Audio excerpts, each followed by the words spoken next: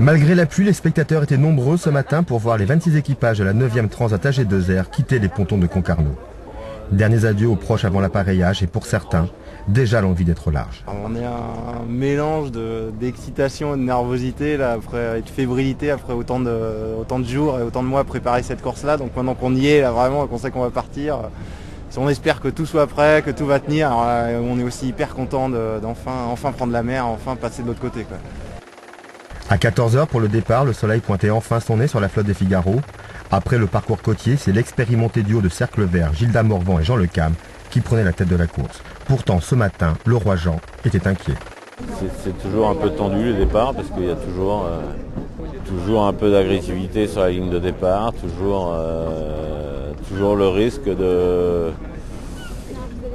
d'un incident sur le départ, donc c'est toujours pareil. C'est la mésaventure vécue dès le départ par Éric Drouglazé, contraint de rentrer au port pour réparer sa grand voile après une collision avec Financo.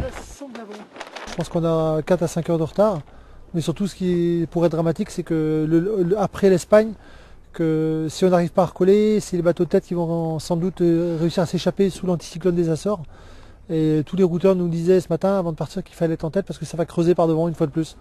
Donc il ne fait pas bon être derrière. Au premier classement, c'est Suzuki qui menait la danse.